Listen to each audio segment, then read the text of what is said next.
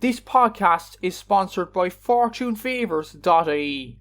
FortuneFavours.ie is a home workout equipment store and your one-stop shop for all home gym equipment. They are well known for their adjustable dumbbells, which combine 15 different weights in one dumbbell. They have both 24 kg and 40 kg adjustable dumbbells. Check the link in the bio of this episode for more information.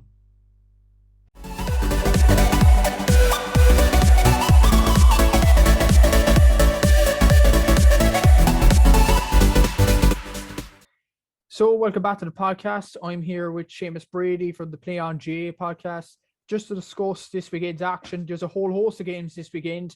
8 games of football overall, 4 the qualifiers, 4 the Tailteann Cup, but as well as that, 2 provincial finals in hurling, and of course the Joe McDonagh Cup final. We'll be talking about all that in this episode. First of all, Seamus, how you been over the last few weeks? We're getting to the latter stages over the championships. It's very exciting. Yeah, thanks for having me on again, Matt. I can't wait to see these, especially the 2 hurling provincial finals. The tee up that we've had, the taster of what's to come. I mean, the handshake between Shefflin and Cody and the clear rivalry that's developing between the 2 of them.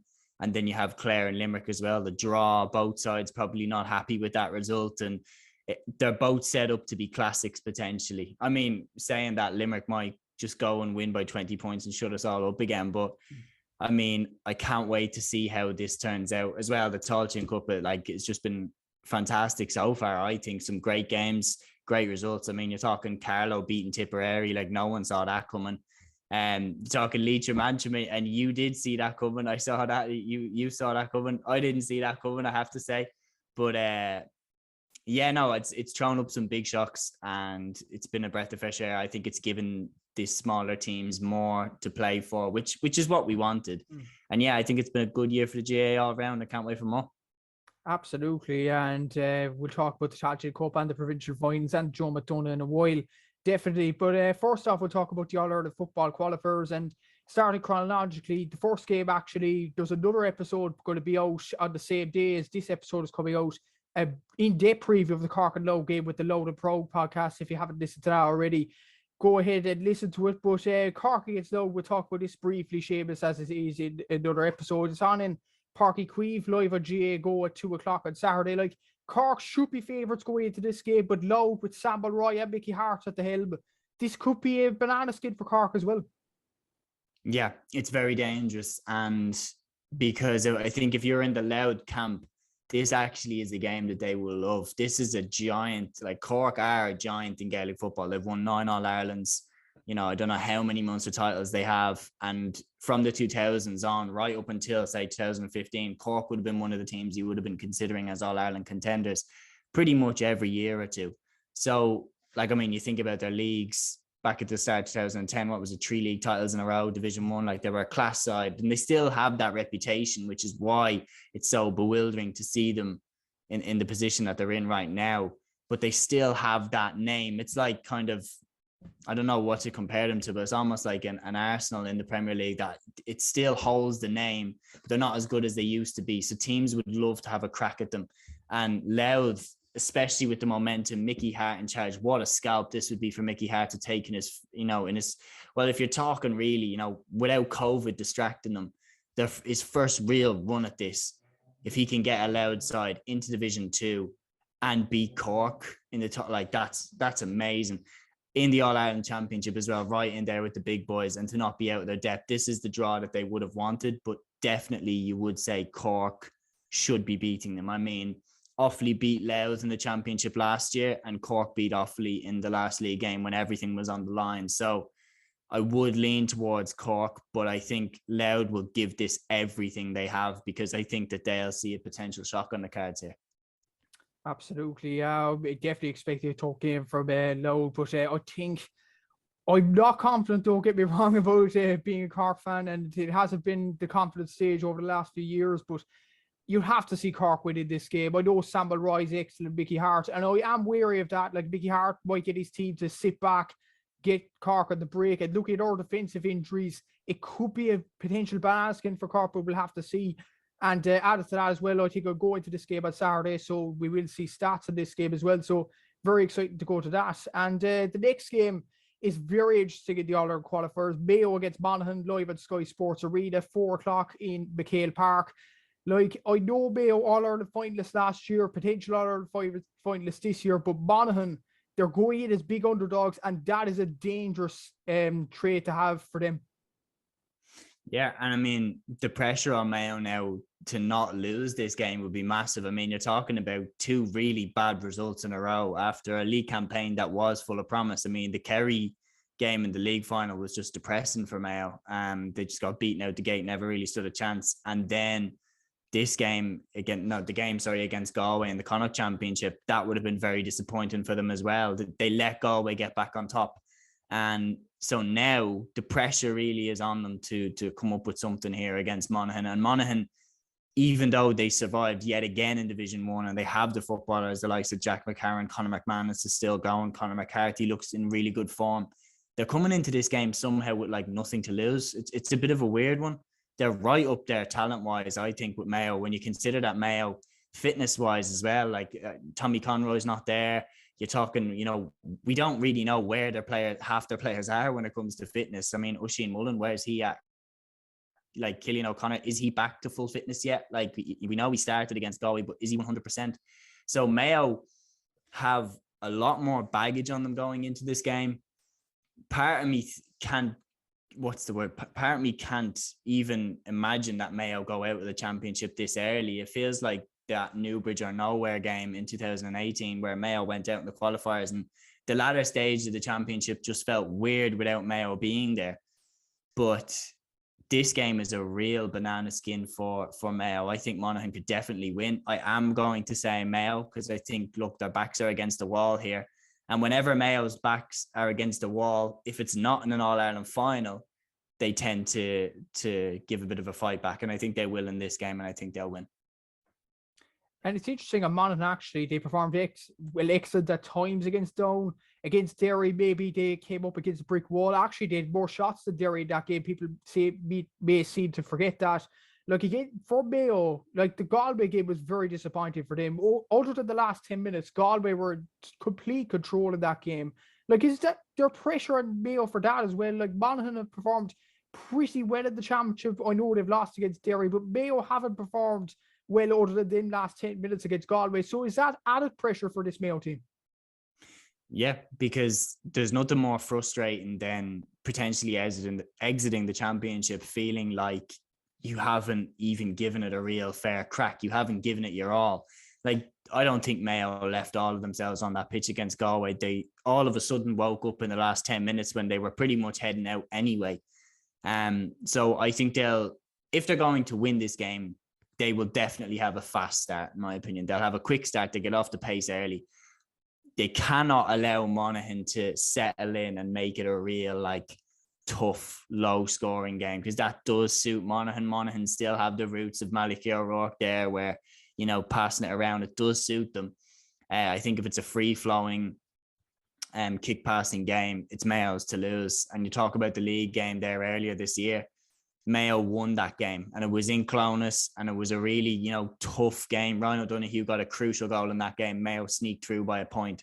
So that's what I'm more kind of basing this off. I think, look, Mayo, they will not, as you said there, they didn't play that well against Galway, so there's pressure on them to at least perform.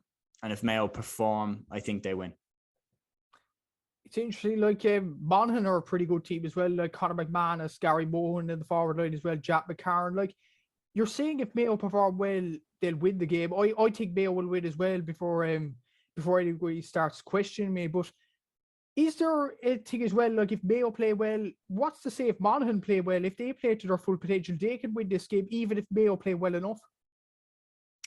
Yeah, I mean, definitely. I mean, you're talking Jack McCarron is unmarkable on his day. Gary Mohan has been an absolute gem that they found there up front. He absolutely terrorizes defenses. I think they've got one of the nicest half back lines in the country as well. Carl O'Connell and Ryan McInnesby at wing back are both brilliant. And then, of course, you've got the likes of Rory Beggan in the team. Like, they've got a really, really good team. And they seem to kind of go under the radar all the time, Monaghan do.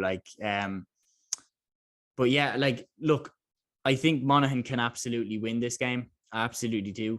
But I think if they're both playing at 100%, I think Mayo win. Monaghan I feel like Monaghan are a little bit more consistent than Mayo. I feel like in the past, Mayo have kind of dropped their standard to play the team that they're playing against. Best example I can give is 2017, when they snuck past Clare and then they were taken to extra time by a poor Derry side in the qualifiers. And then they went on to like give probably the best Dublin team of all time like a hell of a game in that All-Ireland final, and they should have won it that day. So they tend to play to the level of the team that they're playing against. So I think it will be a pretty tight game. Mayo getting through by 2 points, I'd say. Yeah, I'd probably agree with you. I'd say Mayo by 2 or 3 points, but don't get discount Monaghan either. They're a pretty good side. And as you mentioned, the half-back line, the full forward line, of course, Rory Beggan, one of the best goalkeepers in the country. Darren Hughes is playing pretty well in midfield. So there's no reason that Monaghan can't go on and win this game, despite it being Castlebar. It should be a very exciting encounter. The next game is between Clare and Meath, two Division 2 sides, two sides at the bottom half of Division 2, as a matter of fact. It's on in Ennis, live at GAA Go at 6 o'clock. Like, this game could go either way. Like, a lot of people that I've been talking to during the week are saying Clare will win, then Meath will win. Like, this is really finely poised. Yeah, this is probably one of the most, you could argue the most even match, apart maybe from Mayo and Monaghan, but Clare and Meath are so evenly matched in terms of the ability that they both have. Meath did win the league game, and it was away in Ennis, and that was a big win for McEntee because Meath were potentially looking at the drop at that point, and they ended up finishing above Clare in the league. But make no mistake, this decides McEntee's fate, in my opinion, as the Meath manager. They just about kept him at the start of the year. Then they had that awful start to the league campaign where the Galway match, they didn't score a point from play until the 45th minute in that game. Then they finally wake up towards the end of the league campaign, and then Dublin tear them piece by piece. So Meath, in my opinion, since McEntee, it's very harsh, but in my opinion, Meath, since McEntee's come in, is 1 step forward, 2 steps back. I think they're more further away from Dublin than they were when McEntee took over. And this is a worse Dublin team than the team that was there when he took over. I think they should have closed the gap by now, considering the young talent that they've had coming through, the likes of Jordan Morris, the likes of Shane Walsh, Jack O'Connor. These lads are quality players, and they keep losing players year after year. Like Shane Walsh is there 1 year, then he's not. Mickey Newman's there 1 year, then he's not. Ben Brennan's there 1 year, centre forward, then he's gone off the panel the next year. They can't seem to keep it together, but then they always seem to pull out a result when it looks like McEntee's on the chopping block. And I feel like they're going to do it again. My head is telling me they're going to do it. But I hope McEntee can be the man to turn it around, because if we're going to stick with the provincial systems, the first thing I want as a Dublin fan is just a competitor in Leinster. Just make me think Dublin might not win the Leinster Championship for the first time since 2010. So yeah, like Meath, I think, are going to win this game just because McEntee's on the chopping block, because history's taught me that they tend to win these games when his job is on the line. Yeah, very good point. Like, it should be more competitive in Leinster. And even looking at that Meath and Dublin game, Meath were kind of, in some people's eyes, a disgrace in that first half. Like, Dublin just ran over them so easily. And speaking of that game, and speaking of Jordan Morris's influence as well, like, I see that into the Sunday game, late on in the game didn't matter. Jordan Morris was seen pushing Lee Gannon, and he got a red card for it. His red card was since rescinded for this game, which could be a crucial factor. He could go on and score the winning goal in this game. Like, what do you think of that? Like, should he have got the red card rescinded or not? I didn't really see the incident too well, to be completely honest. It didn't look that bad. He might have thrown a cheeky box or something. I don't know. It looked like Lee might have said something to him, or kind of, rubbed in the fact that they were getting beaten by however many points, and he just lost his temper for a second and just lashed out. It's massive for Meath that he's back. It's absolutely massive. He's their best forward by far and away. He's their goal threat. He's the one that Clare will have to put someone marking. Like, they'll have to pick someone out to go on him because he's that good. He's brilliant. And you're absolutely right. He could make all the difference between Meath going through and Meath being eliminated. I mean, 2020, up until that Leinster final, what had he scored? 5 goals in 2 matches? Like, that's remarkable. So he's an absolute raw talent, this guy. He needs to work on his discipline because he needs to not let cornerbacks get in his ear, because that's going to happen to him every game. If he's a top class inter-county forward, every game he plays, someone's going to be in his ear trying to wind them up.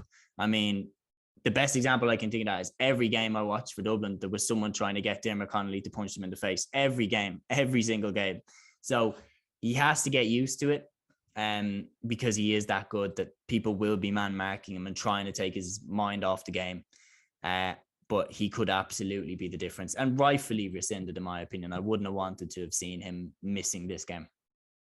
It could go either way, I suppose, but it could be a crucial decision. Now we'll have to see on Saturday. And a bit of a word on Clare. You think they'll lose this game against Meath? I actually think they'll win this game. I know Meath beat them in the league, and Meath seem to have better players, but I think Clare have a better unity. Colin Collins is an excellent coach there as well. And in all honesty, Clare need a win like this. They've made progression over the last few years, but it's kind of like they need a big win. They didn't do it against Tipperary in 2020. They didn't do it this year against Limerick. They need to win this game more than anything, in my opinion. Or else, evidently, like you mentioned, McEntee getting the chop. Like, if Clare lose this game, could Collins be on his way as well? No, I don't think so. I think Collins will decide when he goes. I think Clare don't have the same expectation that Meath do. I mean, it is but Meath have the history of winning All Irelands and being competitive with Dublin, and that whole saying of, oh, Meath don't fear Dublin. Like the last 10 years, they've absolutely feared Dublin. They've bowed down to us every time that they played us. I like the last time I ever thought Meath might beat Dublin, it was 2012 when Jamie Queenie got that goal right towards the end, and all of a sudden they were 3 points behind. Cluiche saved that lay free from Brian Farrell, and we won. I think it was 2-12 to 1-12, that Leinster final. That was the only time since 2010 that I actually thought, oh, we could be in trouble here against Meath. Every other time it's been easy. And I feel like because McEntee is under so much pressure, Meath's backs will be up against the wall. They will produce a fighting performance here. Clare, on the other hand, Colin Collins has brought them on leaps and bounds since he's taken over. He's absolutely made them such a solid Division 2 side since he's came in. And not only that, he's continued to build when they've lost. Like me personally, I couldn't get my head around the fact that they would lose such a generational player like Gary Brennan, that they would lose players like Aaron Fitzgerald, Gordon Kelly, and they would just still keep rebuilding, keep finding new players and stay at the same level that they've been at. That's why I thought eventually they'd get relegated from Division 2, because I was thinking they can't keep doing this. They can't keep producing these players when they're not a football county. And yet Collins has been the man who's been able to produce these players or get them into a system where they are cohesive. And because for McEntee, I mean, in my opinion, if McEntee goes, there's a number of people that would take that Meath job, and they probably have their eye on someone, which is why they were so close to getting rid of him. But if Collins goes, I don't have a clue who'd take over the Clare job. Yeah, absolutely. Like you mentioned, the amount of players that Clare have brought through. I think you have the UL team. Emmett McMahon is an excellent player. Daniel Walsh. You have Darren O'Neill, who's been on the fringes a few years, and now he's properly being a good midfielder now for Clare. You have Joe McDonagh, the full forward line, coming back into the team this year. Like, Clare have some very nice players, and that's a credit, I suppose, to Colin Collins. But I would stick to the fact, like, Clare need a win like this against Meath. And ultimately, I think that we will win against Meath, but it should be a very interesting game live on GAA Go, of course. And we talk about Mayo Monaghan being potentially tied around. Well, I suppose Armagh and Tyrone will have something to say about that. Ulster rivals, of course, live at RT2 at 1:30. Like, it's at the native grounds. This will be some atmosphere. The stadium will be absolutely bouncing, and no doubt it'll be sold out for this game. Like, Kieran McGeady against Fergal Logan and Brian Dooher, this has potential to be a classic encounter. Yeah, this is my game of the weekend. This is the one that I want to watch, football side anyway. You think back 5 red cards the last time these guys played each other, 4 for Tyrone and 1 for Armagh. So, I mean, talk about tension going into a game. Tyrone and Armagh have the history. I mean, you think of the 2000s games, that image of Peter Canavan getting dragged halfway across the Croke Park pitch, But it's been epic, Tyrone and Armagh. They have been. And the league game was a banger. I mean, up until like the red cards, the game itself was brilliant. The 2 Armagh goals, I think Jason Duffy and, was it Rian O'Neill who got the other one? But it was a real, like, you could feel the passion in the stands that they really wanted to beat Tyrone. And look, they might be smelling a bit of blood, because Armagh were poor against Donegal, don't get me wrong, but Tyrone were shocking against Derry. Like, so both these sides are backs against the wall territory now, again using that phrase. So they'll both be coming out fighting to try and prove that they are as good as they showed that they were in the league or in the championship last year. Tyrone are defending All-Ireland champions. They got a lot to prove. Armagh showed great form in the league, and now they want to prove, no, we're not just a league team. We can do it in championship as well. So they both have something to prove. They both have the history, the rivalry, the red cards and everything going into this game. And then you think of the personal rivalry, Kieran McGeeney and Fergal Logan and Brian Duher, they all would have played against each other. So, like, yeah, it's got the makings of being an absolute classic. I can't wait for it. I can't wait for it either. This should be an absolutely brilliant game. And when you look at how both sides went out the Ulster Championship, actually, Tyrone went out so tamely to Derry. I know Derry have gone on and won the Ulster Championship, but at that time, Tyrone, All-Ireland champions, and they go out tamely to a side in Division 2. It was a side in Division 2, technically. And when you look at Armagh's performance, I actually watched the full game against Donegal, that game as well. Like, it was a strange one. Like, Armagh played very well at the start of the second half. They kicked wide after wide. Donegal got their shooting boots on and finished off the game eventually after that. Like, which side do you think is going in with the least confidence in a way? Because both sides performed very poorly in their quarterfinal. It's a great question. I feel like Armagh, because of the fact that Tyrone did win the All-Ireland last year. And there might be a sense of what you said there is a massive point that, look, Tyrone were bad the entire game against Derry. There wasn't one point of that game where I thought, oh, they're picking it up here, they might come back. Derry walked that game. It was easy for them. Armagh actually did play well for a bit against Donegal, as you said, at the start of the second half. And, you know, they got nowhere near Donegal, really.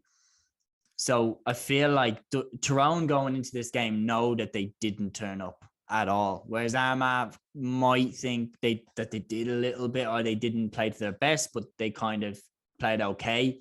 They were miles off Donegal. Tyrone know they didn't turn up at all. And they know, like, when we turn up, we were the All-Ireland champions last year. We have that talent. We have that ability. So I think Tyrone probably will go into it with a little bit more confidence. Armagh probably still see themselves as trying to catch up with Tyrone purely because of the All-Ireland Championship. Like, they beat them in the league, but the league is the league. I mean, with all due respect, I mean, Kildare beat Dublin in the league, and look at what happened in the Leinster final. So, like, Armagh will be really with a chip on their shoulder trying to prove it in Championship that it wasn't a fluke in the league. Tyrone have the confidence of being All-Ireland champions. So I feel like they'll be a little bit more confident than Armagh going into this one. It's a very interesting point, definitely, and we'll see the definitive answer on Sunday. But who do you think will win on Sunday? Like, it's a very, very tough one to call. I don't want to put you on the spot now, Seamus, but what a call to make. Who will win this game, and who will eventually go the championship so early on, even early June? Yeah, it would be mental if a defending All-Ireland champion went out mid-June. It would be absolutely crazy. But it's such a banana skin for Tyrone. I mean, you said yourself, the athletic grounds is going to be bouncing. The noise is going to be crazy. They're going to be pay them for blood, to be honest. Then the history going into this game with the red cards, as I mentioned, and everything. It, like, Armagh will love nothing more than to win this game and dump Tyrone out. And, you know, All-Ireland champions going out in June, like, they'd love that, to do that to their rivals. Tyrone, this is the absolute game where, like, look, this proves to me if they're All-Ireland contenders this year. Absolutely does. I mean, obviously you'd say on paper, yes, they are 100%, but God, if there's ever a game that you're going to make that tests a team to its absolute limit, this is the one. This is the one. This is basically the equivalent of, like, Galway getting Mayo away, or, you know, like, it's the rivalry between these two sides is so strong, and Armagh will love nothing more than to beat Tyrone. So I'm going to go Tyrone 1.2 points, but God, it's going to be tight. It is definitely. Jeez, who will I back now? I feel kind of dirty not back at the All-Ireland Championship this game, but you know what I'm going to do? I'm going to say Armagh will win this game by 2 or 3 points. It's going to be very, very close. I think Rian O'Neill, Jason Duffy has a lot to prove after that Donegal game.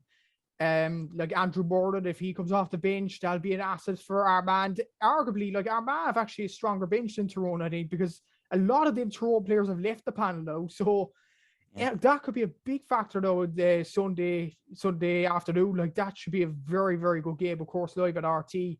We'll move on to the Tailteann Cup, like another very interesting competition. Like it's worked so well so far. Like there's 2 live games this weekend, which I'm buzzing for. Actually, I thought it'd be one each week until the semi-final stage, but the GAA have decided to show 2 in the quarterfinals, which is absolutely outstanding. The first of those is Offaly against New York, live at GAA Go at 2:00 on Saturday, live from O'Connor Park. Like this is New York's first game in Ireland since I think 2000 or 2001. Correct me if I'm wrong now, but this is a momentous occasion for New York to come, and for Offaly, like they seem to be taking the competition seriously as well. So this could be an interesting game. Yeah, I think it's definitely a very interesting one, especially for the Offaly under-20s. I mean, a lot of them got a run out against Wicklow the last day. Jack Bryant started in corner forward. You had Rory Egan there. You had Bill Carroll. A lot of young lads coming through. And I feel like, again, against New York, the same. We'll see more Jack Bryant. We'll see more Rory Egan, more of Bill Carroll. And yeah, that's very good for Offaly because that's the way forward for them. That's the way to rebuild. Getting these lads, especially Jack Bryant, to learn off the likes of Niall McNamee is the way forward for them. I think Offaly will win. I think New York coming away to Ireland, what a story it would be if they could win. But like Offaly were competitive in Division 2. They won. I think they beat down in Division 2 and they really put it up to Cork in the last game. So I'm going to go with Offaly to win this one. But like for New York, what an occasion. And again, they got nothing to lose. Some really nice players in that side. Of course, Adrian Varley there, the Galway player. So yeah, they'll love being home, and I feel like it will have almost like an exhibition type feel to it with nothing to lose. I think it'll be a really enjoyable game to watch, but one that Offaly will win.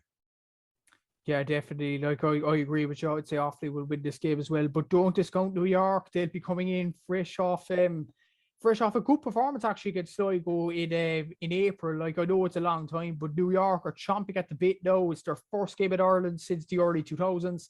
Like this is a momentous occasion for New York, and they will take it with both hands. But you have to expect the Offaly under-20s, like the likes of Jack Bryant, and of course that experienced old fox and Niall McNamee to perform to their very best. Like Offaly taking this competition very seriously. It's worth mentioning as well, one win for all of these games in the Tailteann Cup means an appearance in Croke Park. So for New York, I think that would be outstanding to get into Croke Park. Offaly have been their Division 3 final, but that's about it over the last few years, so it should be very interesting. The next 3 games are on Sunday. Carlow against Westmeath is the next game in Dr. Cullen Park. I know about you, Seamus, but I was so surprised to see Carlow beat Tipperary. That was absolutely refreshing to see. I was fully expecting Tipperary to win, and so was Aaron last week on my podcast as well. Like, Carlow to beat Tipperary, that's the shock we all wanted in the Tailteann Cup. Credit to Westmeath as well, who were taking the competition seriously, but huge, massive credit to Carlow for winning that game last week. Yeah, I definitely didn't see that coming. I thought Carlow, like second bottom of the league, that they finished again in Division 4, only above Waterford. Of course, they were beaten by London in the league campaign as well. They lost to Tipperary by 11 points in March. Then Tipperary got that early goal from Martin Keogh, and I was like, well, here we go. This is going to be quite an easy day at the office for Tip, who have all-stars in their team. I was thinking, like, no, Carlow, the bulk of the Carlow Rising team is gone, long gone. Paul Broderick's gone, Daniel St. Ledger's gone, the 2 Murphys, Brendan and Sean in midfield, aren't there anymore. Shane Redmond's gone. Like, the majority of them are gone. And this is a completely new Carlow side under Neil Carew, and it's a massive win for them because a lot of lads hadn't committed to the panel. They'd lost, as I mentioned, all their key players. They had that early blow with the goal, and yet they still bounced back and won. I mean, obviously you have to mention about the post incident where Conor Kennedy hits the post and then Carlow goes straight down the other end and score a goal. Like, that's a 6-point swing. The momentum there could have been massive, and we could be talking about Tipperary playing Westmeath. I genuinely mean that's how big that moment was. So yeah, it's great for Carlow that they've got through. You could see what it meant to them at full time. It was a massive victory for them. Going in against Westmeath, though, I think this is where the road ends, because Jack Cooney, since he's come in, has been a very shrewd operator with this Westmeath side. I've always looked at them as a team that does exactly what it says on the tin. Almost like they beat everyone that you think Westmeath should beat, and then they give a good game to whoever you think that they're not on the same level as. So like, they'll always beat the likes of Longford, they'll always beat the likes of Laois, but then they won't beat Kildare, but they'll run them close. And that's what they've done pretty much since Jack Cooney came in. And yeah, I think they're above Carlow, so I think they'll beat Carlow. The likes of John Heslin, Luke Loughlin, Ronan O'Toole, with them to the fore again, I see Westmeath going through comfortably enough by about 6 or 7 points. Yeah, like, Carlow could surprise us again. Like, I expect Westmeath to win as well by around the same margin, maybe about 4 or 5 points. Like, they have some very nice players, as you mentioned, Ronan O'Toole and John Heslin there. Of course, Alex Gardner is another good player coming up through the ranks in that Westmeath team. Like, it was surprising to me they actually didn't go up to Division 2. Like, they deserved to stay in Division 2 actually last season in that relegation playoff against Cork, but eventually they didn't. Another example of what you mentioned there, Westmeath performed very well against the big sides. They eventually lose by 1 or 2 points, but still very good performance. And you have to expect Westmeath to win. But for Carlow to even get this far is an outstanding achievement after finishing second from bottom in Division 4. That's a brilliant purpose of the Tailteann Cup, definitely.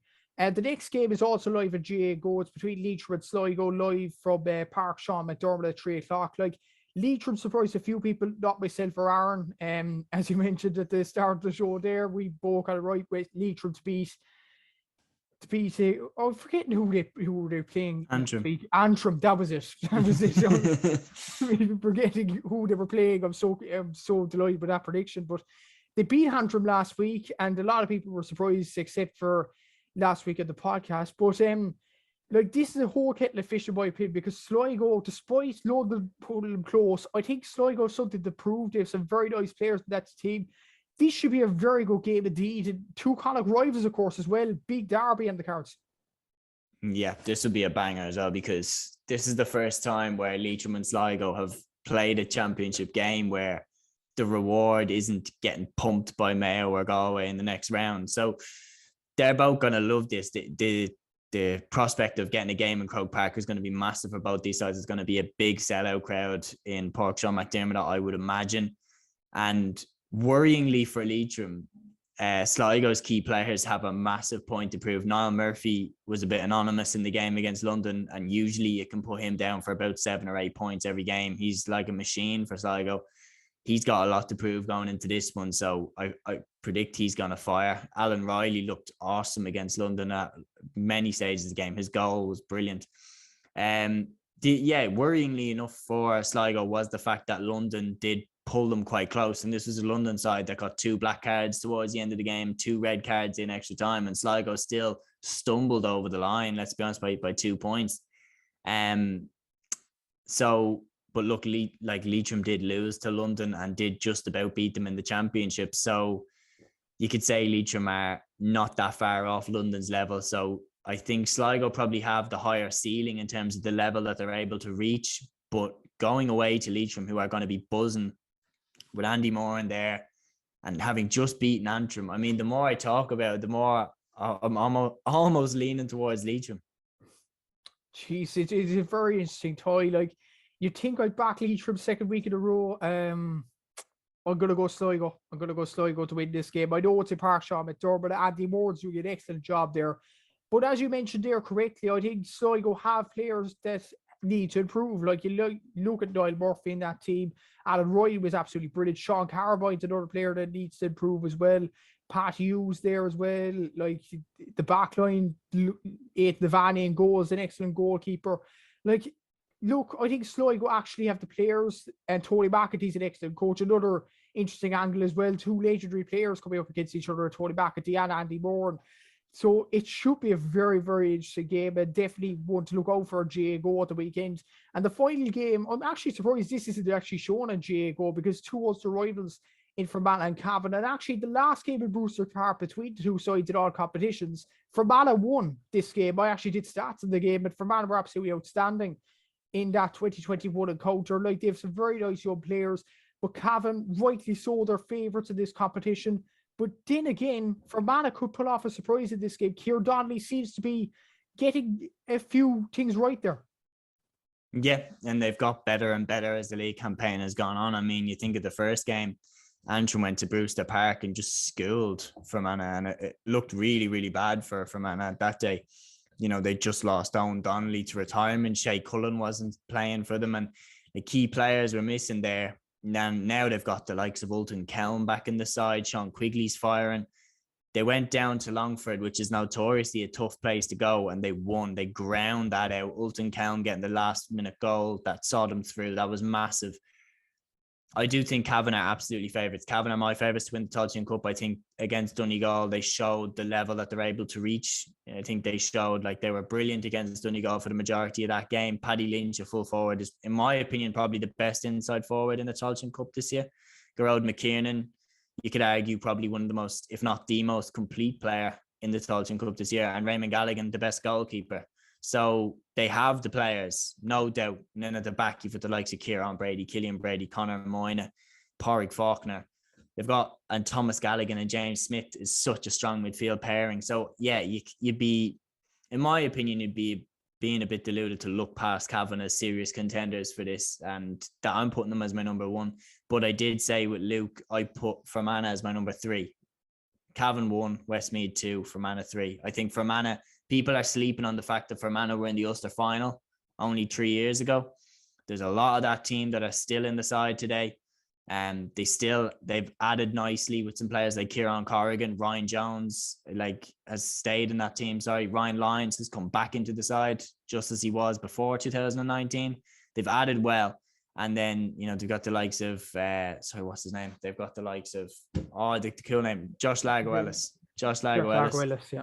Yeah, Darren McGurn as well. Nice Conor player. Love. Conor Love as well. Yeah, exactly. They've added nicely.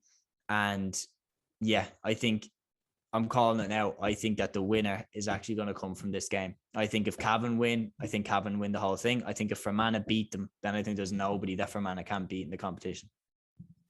It's actually interesting you say that, because you see in so many sports, actually, teams that come out of the tie of the road or something like that, like the group of death draw or something like that, usually don't go on to win these things. Like, you might be right, don't get me wrong, no, but they usually don't go on to win it. They might be tired after such a big game, especially like if one of these sides draw Westmeath in the semi-final. Like, wouldn't that be something? And then the winners of that side of the draw then go on to lose the Tailteann Cup final. It is possible, we'll have to see over the next few weeks, but this will be definitely a tight game. I tend to go with Cavan to win this game.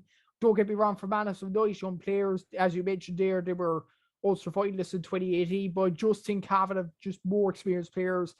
At the Ulster finalists in 2020 and 2019, to a brilliant player like Paddy Lynch up front, and you have a winning team in the Tailteann Cup, in my opinion. Like, Cavan have some very good players and should be a very interesting game to watch. And I suppose we'll move on to hurling, like the Joe McDonagh Cup final between Antrim and Kerry. It's on at 4:30 live at RT2 at Croke Park. But I just feel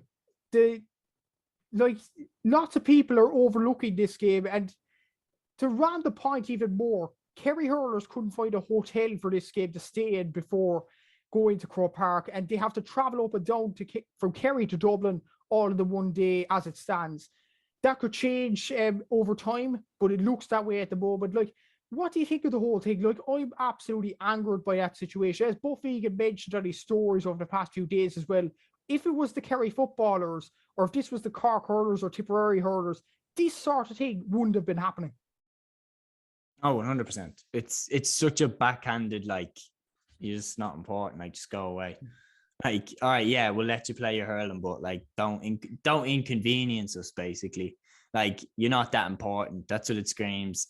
So they've absolutely every right to be up in arms about it. It was basically like, what was that thing with the Mayo hurlers not being allowed to use McHale Park for their game? Like, just ridiculous, just such disrespect to the efforts that the players are putting in. I mean, Kerry have some hurlers that would, in my opinion, get into most of the sides in the Liam McCarthy. They've got the likes of Shane Conway, Fionn Mackesy.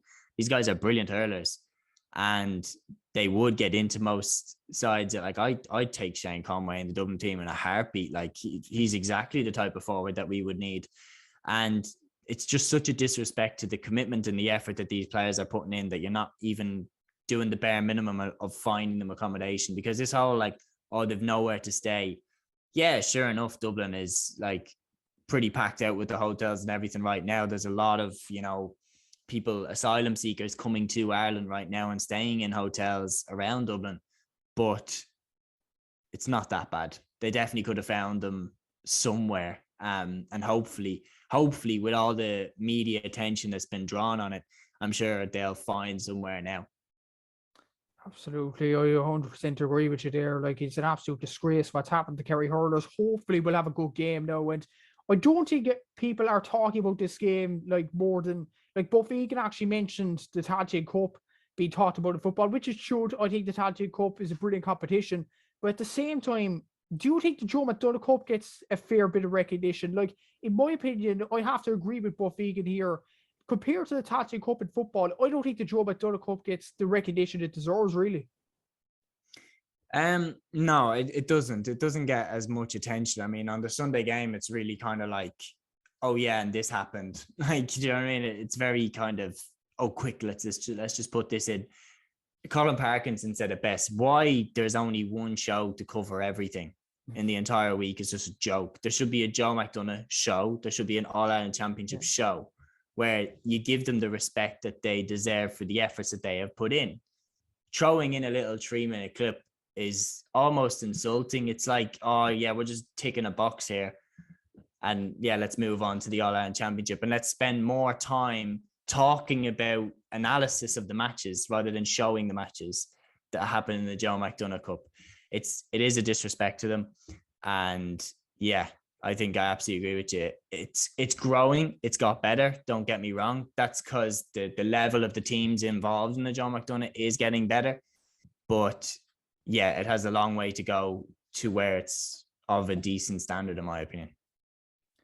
I suppose we need to start talking about the things around the game and stuff off the pitch. We need to talk about things on the pitch, because I think two of these teams are undoubtedly the best in the Joe McDonagh Cup, deservedly got into the final despite Offaly performed well enough, but I think Kerry have done very well to bounce back, and obviously Antrim deserve to be in the final. And speaking of Kerry, you mentioned the players there, Shane Conway, Fionn Mackesy being top scorers. Padraig Boyle is another one that needs to be mentioned, 153 so far in the Joe McDonagh Cup, but as well as that, Maurice O'Connor coming off the bench. Like, he's a bench player. He scored 4 goals in the Joe McDonagh Cup. Like, that's outstanding. Like, could that be key for this game, springing him off the bench to get a few goals? Like, Antrim, I looked at their stats earlier on the week.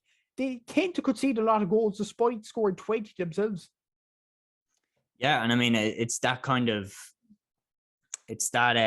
thing to dangle over Antrim, that they don't know when they'll need to prepare for this guy coming in off the bench. I mean, his goal record there, 4 goals, is remarkable to score off the bench. Such a consistent record. And yeah, don't get me wrong, Antrim are definitely going to have to prepare for this. I don't know if they'll put Paddy Burke back in there on him when he comes on, but they will need to have a plan for him, because it would be naive to go in there and just think, oh, we'll just throw whoever on him when he comes on. He's been too efficient. He scored too much to ignore him. And he could even start. It could be a case where they go, you know what, we're going to hit them early this time, and we're going to throw him in there from the start, switch the game up. I think Kerry have to come with something different, because I do think Antrim are better than them. In my opinion, I think Antrim, this is their Joe McDonagh Cup final to lose. They won it a couple of years ago, and they looked streets ahead of Kerry that day. So Kerry have to come with something different, and throwing that lad in, with the goals he brings, that could be the answer.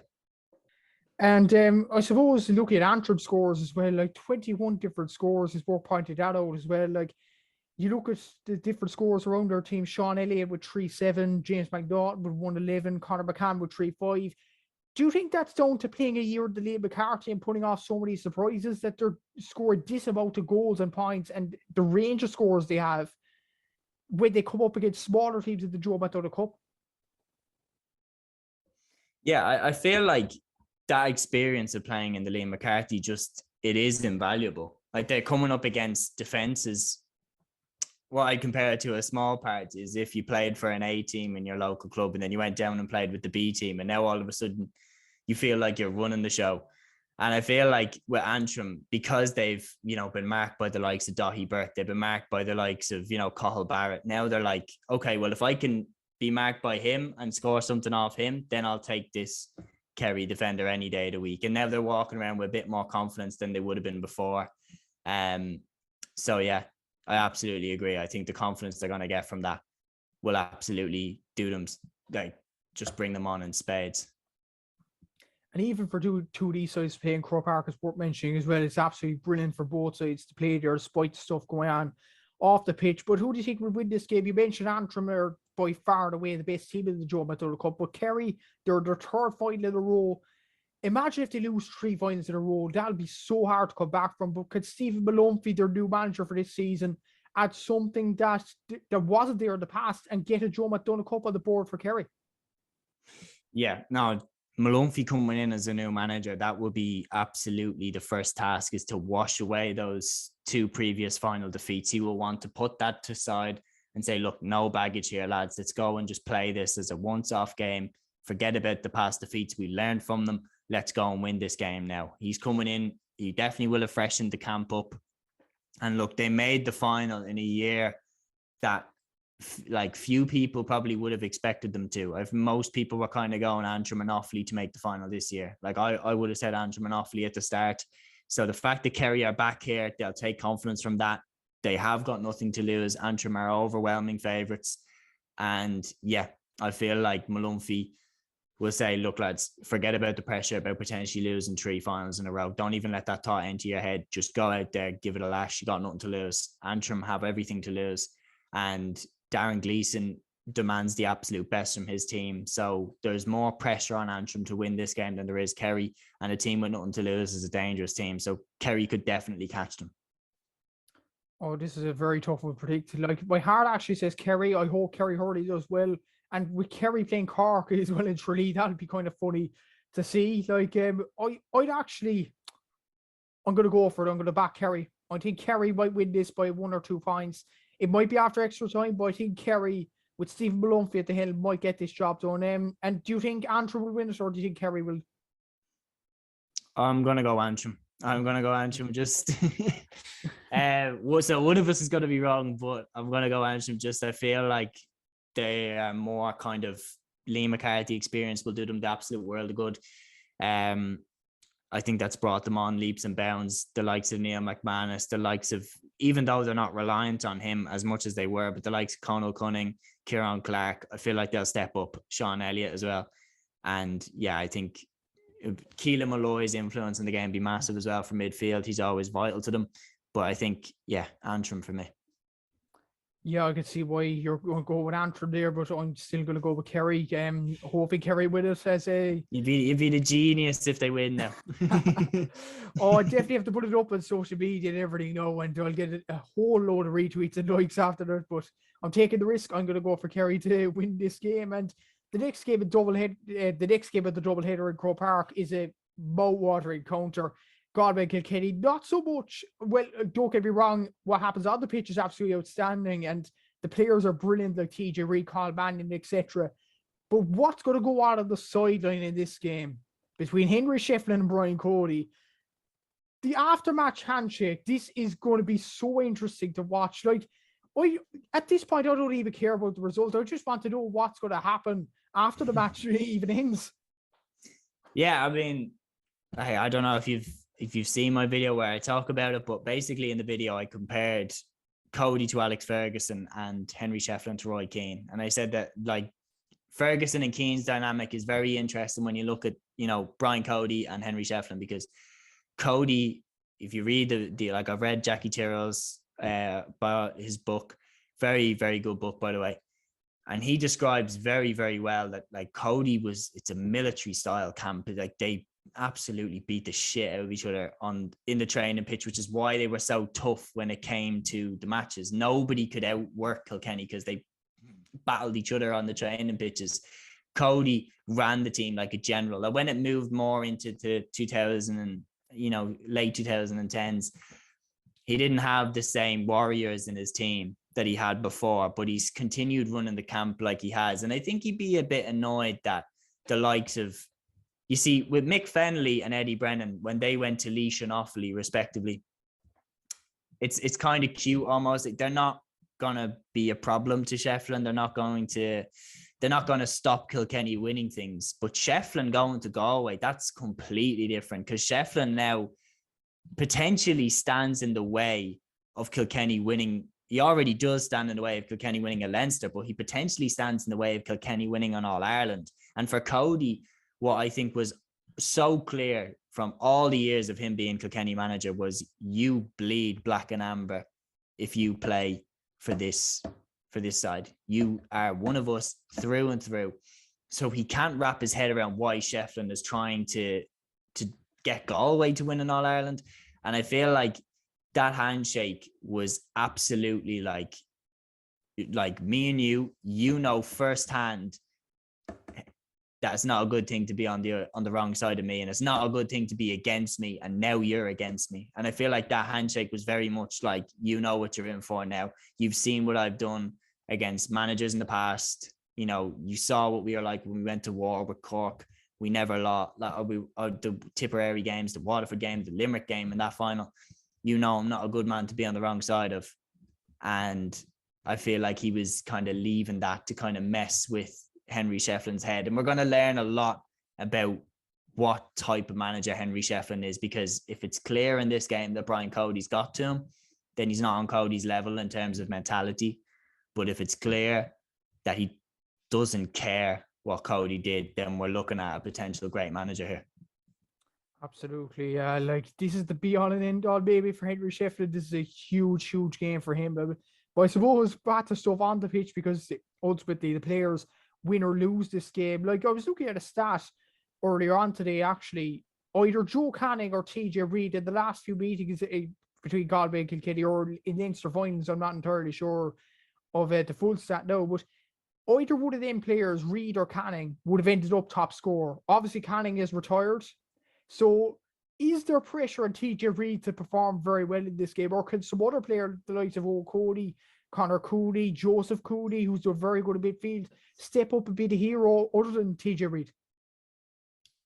I would actually go for a different angle here. I think there's more pressure on the likes of Adrian Mullen and Cian Kenny and Owen Cody, because I think Kilkenny fans were very conscious over the last few years of how reliant they were on TJ Reid. So there became this more pressure on who's going to take over from TJ Reid when he eventually retires. So I think there's more pressure on who can come in and take over from TJ. So whoever that man is, I feel like that will be who the most pressure is on going into this game. I think the pressure on TJ isn't as great as it once was. Yeah, he's an excellent player, right? But when you look at Kilkenny's players, they definitely need to step up. Kilkenny's done so in so many games so far. But other than that pickup against Wexford, he wasn't really involved. Adrian Mullen as well. Like that Wexford game coming to my head as well. Like they performed so poorly in that game. No, like Wexford played absolutely brilliant. They played out their skin in that game.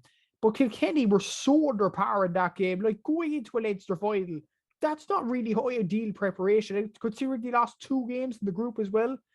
Like you'd have to consider Galway's favourite. Like Galway didn't lose a game in the Leinster Championship. Kilkenny lost 2. So would you see Galway as favourites in this game, or do you think Kilkenny could pull something out of the hat?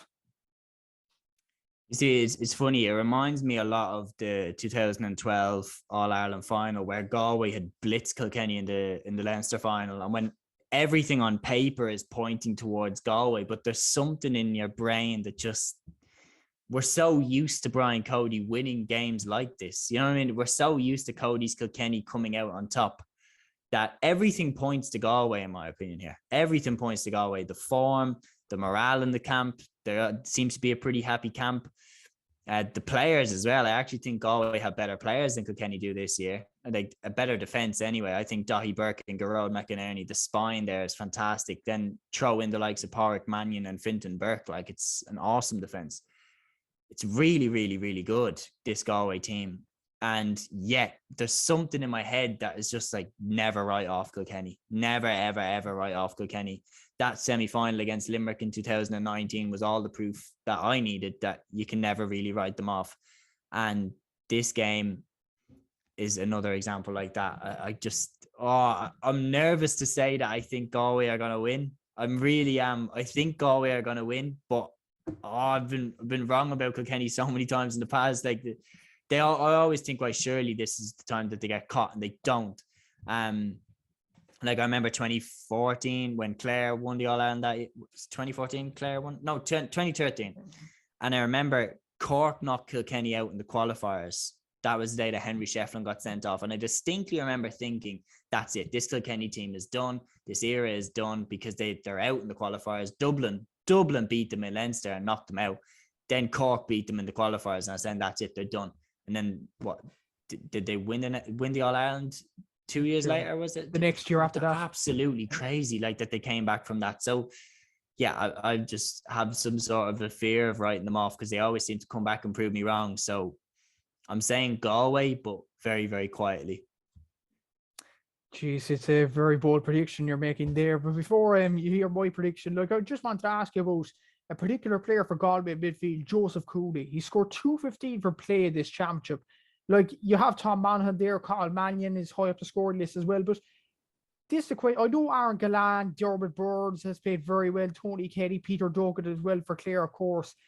But is Joseph Cody in the bracket now as the best player in 2022 if he keeps up this form going towards the latter end of the championship?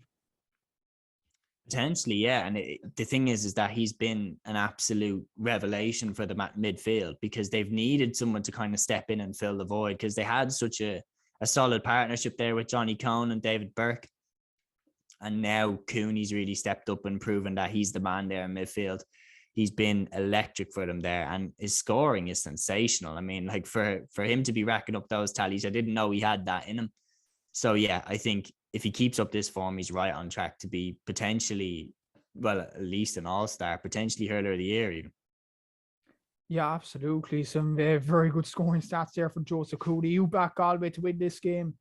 I'd have to go with Galway, but then again, like yourself, like Kilkenny, you can never write them off in these situations. Like, I'm sure Galway haven't won a Leinster championship, I think, since 2018. Kilkenny are actually going for, Wexford won in 2019, so Kilkenny are actually going for 3 in a row here. Like, it's like all times Kilkenny, but I just have a sneaky suspicion Galway will win this by 1 or 2 points just because of the players they have all over the field and the subs they have to bring on as well. Jack Hastings off the bench is an excellent player to bring on. Gavin Lee's another exciting player. Brian Cookhannon, we haven't mentioned him. Like, excellent player on his day as well. Conor Whelan. So I'm going to say Galway win this game, but only slightly. This should be a very entertaining game. And speaking of entertaining games, the Munster hurling final, like Limerick against Clare, live on RT2 at 4 o'clock from Semple Stadium. Like, we all expected Limerick to reach it. Like, we all admit Limerick are the best team in the All-Ireland over the last few years. But Clare reaching this final, other than Clare fans, do you think anybody expected Clare to reach this Munster final? I certainly didn't. I potentially could have expected them to get through, but no, not a Munster final. I thought it was definitely going to be Limerick Waterford. Waterford have let me down so much this year. They were awful. I mean, to go out to Clare like they did in such a tame way, and a Clare side without Tony Kelly, without John Conlon, like just pathetic, really, the way that they went out. Clare, on the other hand, they'd be delighted beating what was probably the second best on paper anyway team and the league champions with half a side in that championship game at the end. They've got the likes of Peter Duggan back in the side. He's hurling really well. Shane O'Donnell looks back to his best there, wing forward, like he redefined himself. And then they still got the likes of Shanahan, who like you could come back into that side. Like they're moving really nicely. I think this game against Limerick is so interesting because the Munster final, everything that could have gone wrong for Limerick that day pretty much did. I mean, Hegarty got the red card. They didn't have Keane Lynch. They didn't have Aaron Gallant. They didn't have Peter Casey. yet they still didn't lose. And that's why they're so good, because like their mettle that they have is unbelievable. If you want to question Limerick's mettle, like the Waterford game where they were away in Walsh Park and Waterford bang in 2 quick fire goals to pull them back to within 1 point, and then Limerick go down and score the next 3 points in a row directly after Waterford get their 2 goals. I mean, that just showed me the unbelievable resolve that this Limerick side has. And to get a result from that Clare game showed me that, look, I don't see Clare winning this. I think it's Limerick's to lose. Having mentioned that, though, like the last 2 meetings between the two sides were actually draws, albeit, of course, they were in the league and the round robin when potentially the game didn't matter. But it's worth pointing out as well, like people seem to forget this fact, but Clare actually topped this group on points difference. They have a better scoring record than Limerick in this Munster Championship. And when you look at Tony Kelly, Peter Duggan, Davy Fitzgerald scored 2-9 from playing this championship. You mentioned Shane O'Donnell, Ryan Taylor, excellent as well. Clare do have potential to win this game. I see what you're saying, like Limerick are a seasoned outfit, they're a brilliant side. But are people writing off Clare in this game because they're coming in as huge underdogs? I feel like people are writing off Clare in this game potentially because of the fact that they didn't beat them when everything seemed to go against Limerick on the day. Like there is this sense in my mind anyway that, look, if Limerick were ever going to lose, that was the time to beat them. Now they've had time to really rest up, recuperate, get everything back. I mean, they've had their week where they can chill out and rest up and, heal up any injuries or heal up any wounds. And they're coming back into this game more fresh, I think, than Clare are. Even though Clare rested a few players in the Waterford game, they still played the likes of Peter Duggan.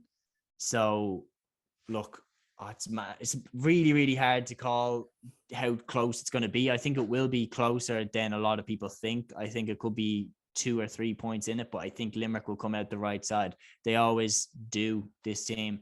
And, barring that Kilkenny defeat in 2019, like, they'd be looking at a potential 4 in a row going for 5 this year. So it's remarkable, like, how good they are.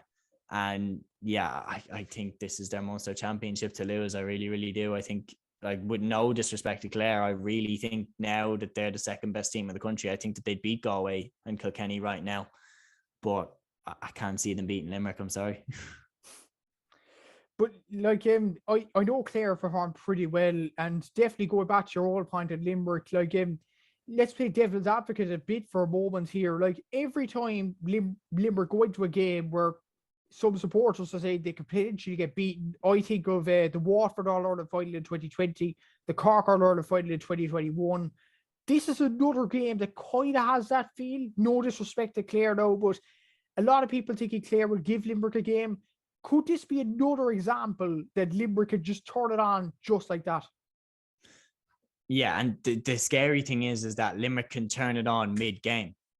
Like, it's not like sometimes they absolutely drop the ball for the first half, and then they get in at halftime and they're like, "Do you want to win the Munster title, lads? All right, yeah, all right, we'll go win the Munster title. Yeah, fuck it, why not? Like, go out against Tipperary in the second half and then just blitz them in 10 minutes. Like, they literally just somehow decide randomly, okay, and now it's on, and now you can't stop them. And once they get running, I mean, what happened to Tipperary in the Munster final last year was just like terrifying. It was like, how can you stop them when they're like this? It seemed like there was a million men behind Limerick that day. Like, there was, like, Tipperary just were absolutely washed away. And like, look, going into this, I feel like they could just turn it on. Clare, I think Clare will do well. I'm not saying for 1 second that Limerick will blow Clare away. I definitely think it will be a very, very tight game. I think there will be stages where it will get a bit nervy for Limerick, but I think they will win because they are absolute champions. And in my opinion, they're right up there as one of the best teams to have ever played the game already. I think they are unbelievable. And with the likes of the comparisons with the Kilkenny teams, the fact that that's happening says everything for me. They're that good. And yeah, I think a Munster crown this year would be massive for them. And obviously we have to say your man Buff Egan there, like, brilliant. I mean, Limerick didn't make it out of the group in the end, so yeah. More pointed out, Seamus. Well done, good man. But like I was looking at Clare statistics in the Ulster Championship as well. They haven't won it since 1998. When you compare that to the other Ulster teams, since 2010, every other Ulster team has won it. Could that be at the back of Clare's mind as well? Like, could there be a drive there to go for this Ulster title? I ultimately think the same thing. I think Limerick would win the game. It could be tight or it could be a whitewash at the same time. I still think Limerick would win the game. But is there that hunger in this Clare team that they haven't won it since the 90s, really? Like, it's such a long time. 100%. Like, I mean, like the fact that Tony Kelly has, like, players like Tony Kelly, Shane O'Donnell, John Conlon, the fact that they've won an All Ireland and haven't won a Munster title is crazy. Like, that's probably, how have you managed to do that? Like, that year in 2013 that was probably my favorite year of hurling. That was just crazy. It seemed like anybody could win any game. And like, that was the year that Dublin won the Leinster, obviously. And that game against Cork in the semi-final that year was an epic. And then the finals between Cork and Clare were both, unbelievable games. Since then, it's been more kind of calm. It's gone back to, Kilkenny, Tipperary, Kilkenny, Galway. Then Limerick have just taken over. But yeah, I feel like the drive will be there, especially from the likes of Tony Kelly, that they will not want to finish their career without a Munster medal. And look, this could be the one. This could be the one to do it, because with the structure now, with the round robin, it takes a lot more to get to a Munster final than it did before. And with the likes of Limerick, the injuries that they're still going to have, no Peter Casey, like, look, this might be the best chance that they get, because Limerick scarily are only going to get stronger. Like, the likes of Colin Coughlin to come in, Cathal O'Neill is only getting better and better. So this could be their chance. And I think they'll give everything they have. And that's why it's going to be a must watch for me. But yeah, I think 2-point victory for Limerick.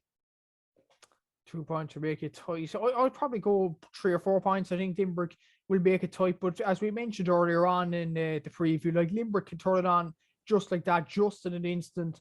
And it could easily be a hammering in this game. No disrespect to Clare. It's just something that Limerick are so good at.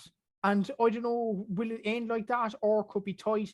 Maybe these two sides could meet the All-Ireland final, give Clare a bit of hope for that, and then Limerick turn it on with even better performance than last year. Like, who knows? This Limerick team, it seems like the sky's the limit. Like, it's a very interesting game. I still think Limerick will win this game, but some very good games at the Tailteann Cup in football, in the provincial finals as well. So excited about this, Seamus, and thanks for coming on to the podcast today to preview it, and enjoy the games at the weekend. Some crackers to look forward to. Not a bother, Matt. Thanks a million for having me on again. And yeah, enjoy the games yourself as well.